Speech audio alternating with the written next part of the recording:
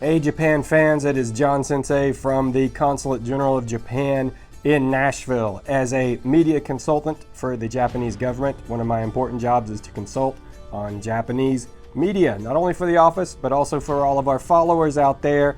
In the second installment of a video series I'm calling Anime You Should Watch in 2024.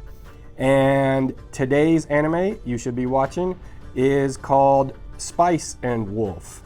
Which I'm introducing through yet another book in our library. Spice and Wolf is a series of what are called light novels in Japan.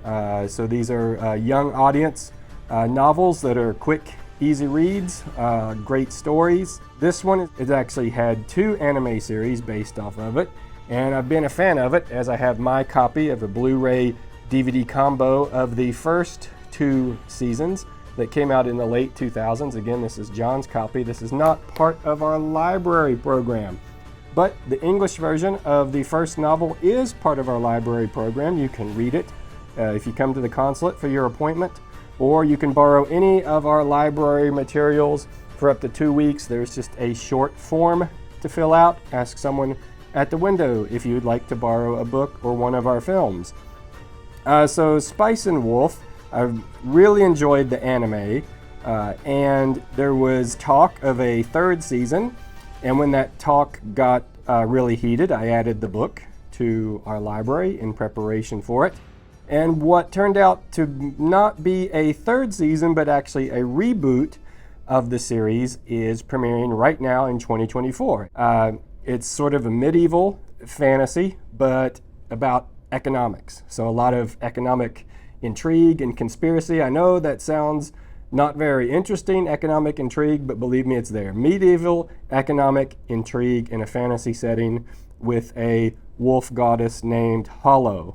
The Japanese title is Okami to Ko Shinro, Wolf and Spice, but in English, switch it around, Spice and Wolf. If you're studying Japanese, one of the things I like about this as sort of a Japanese language nerd is the way that Hollow speaks in the series is really interesting. She speaks Japanese that's kind of hundreds of years old, but also kind of modern for you to understand. So anybody out there studying Japanese, pay attention to the way Hollow speaks. Really interesting to pick up on and can lead you further down to studying classical Japanese and other areas of the Japanese language that are really fascinating. So we can see here in the book in our library, the book says it's ages 15 and up. So I'll be honest with you, that's pretty accurate because sometimes, especially in the beginning, the show and the novel can be a little more spice than wolf, if you get what I'm saying. But the story's really interesting. When the reboot happened, I kind of questioned, like, why a reboot? Like, I thought the original series was great. High quality animation, interesting story. And I will say the art style is different. The original series was more sort of your standard anime style at the time in the late 2000s. And the current series, which you should be watching, is sort of more closer to the illustrations found in the novel. And one thing that I noticed is in the very beginning, in the original series, there's a female character named Chloe. And in this new series, they changed that to a male character named Yade. And I was really confused. I was like, why would you do that? So flipping through the book, I found out that in the original novel, it is the male character Yade. So the current series is more true to the novel in that regards. And I'm always happy when stuff is true to the source material. And as Hollow goes along with the merchant she meets named Lawrence, they have a lot of sort of adventures. People chase them down. They have to escape. They get caught up in a lot of conspiracies.